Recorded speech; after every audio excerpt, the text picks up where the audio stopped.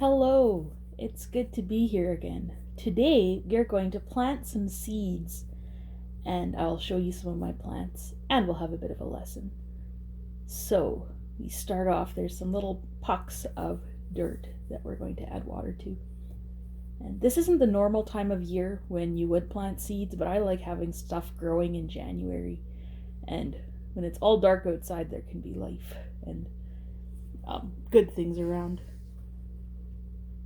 So here you add the water to those pucks and they will grow. You can see them puffing up. And yeah, when we plant seeds, we don't plant them just to have them sitting in some dirt for nothing to happen. We plant them expecting that one day they will grow and one day there will be something good. We plant them with hope that one time we will have something because of it. Soon this will be ready to add some more, or add the seeds to it, and then you can see what will happen. Oh, and I put it in the wrong pot at first. The pot I had didn't have any drainage, and it was a little bit too wet, so I switched the dirt over to a different pot, and we're going to be planting basil seeds.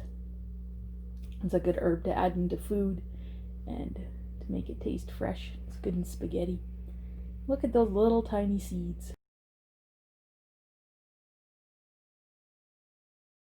You can see one on the tip of my finger, just little. So we'll put it in the dirt. So I'll make some holes so that we can drop a seed into each one of those holes. So it got a little bit blurry, but that's okay. I'm gonna plant 4 seeds this time. And there's another one.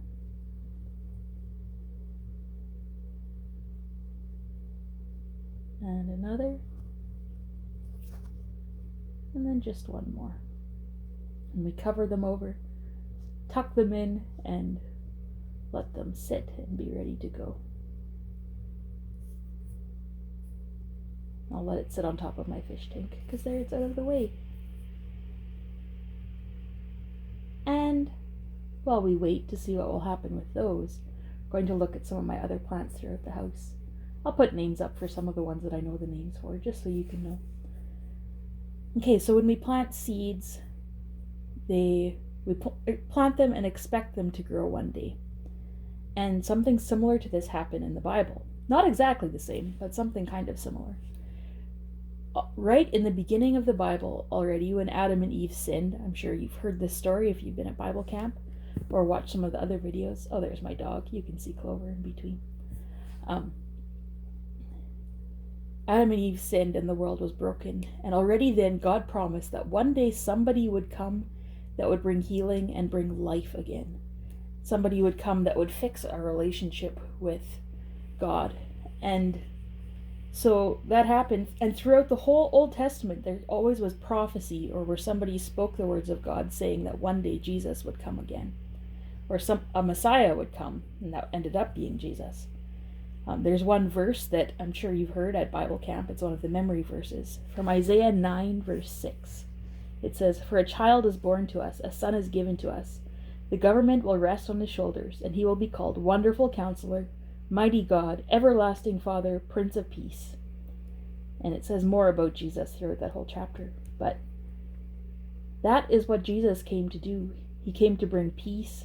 And this was way before Jesus was born. This is a long time before anything like that happened. But God was promising one day he would come and they could all live their lives preparing for Jesus to come one day. And then he did. So as we look forward to Christmas coming, we can have that same hope that Jesus will come and that he promised he would come again. He came to earth and he fulfilled that promise that Jesus actually was there in the first place. And now he will return one day again and bring life and bring peace and bring hope. And one day things will be right again. So yeah, Christmas isn't just a time for craziness and for fun, which it is, but it is a time that we can have hope in Jesus and choose to trust in him and turn to him. So I hope you can do that this year too.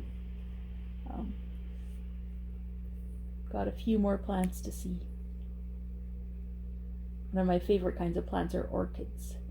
This one is an Oncidium Orchid where you can see the new growth coming. It might have another flower one day. They have really cool, big, dark purple flowers.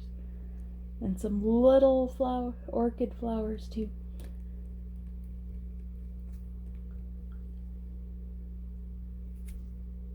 There's a young pothos plant. My string of pearls, that's one of my favorite ones. I hid it so it's all flinging around. Even this plant, I thought it was completely dead for like 2 years, and then suddenly it started growing again. Now we're going to start planting a different kind of plant in a different way. Want to have some more of these string of pearls because I'm wanting to give some to my friends for Christmas. And so for this, you just break it off. That seems kind of weird. Like, why would you break it? Wouldn't it just die? And some plants would die, but these ones you can grow like this. And where you do break it, instead of just dying and being hurt, there will be some new growth. See there how there's, oh, it's a bit blurry. See here, there's one stem that goes into two. And that was where I broke it one time, then it doubled and got extra thick when it got broken. So then once again we have a pot with some dirt that's a little bit damp. For these, you just stick them under the dirt and they will grow. It's a bit quicker than with seeds because you can actually see green stuff already.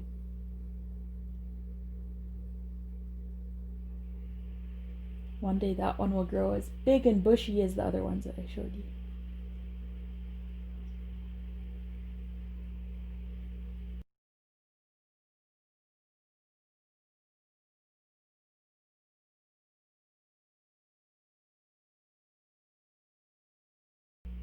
Ready to go. And remember those seeds that we planted? I planted them a week and a half ago. So there you see that little white speck? They started to grow. And now, this was a few days after that, you can see the little seedlings starting to grow. There's at least 3 little basil plants. You can see the baby leaves there. And they are growing. And one day, hopefully, they will grow big and strong, and I'll get to eat the leaves, and they will be really tasty. And let's remember, the hope that the seeds will grow is like the hope Jesus will come again. And his hope is way bigger than that, and we can trust him.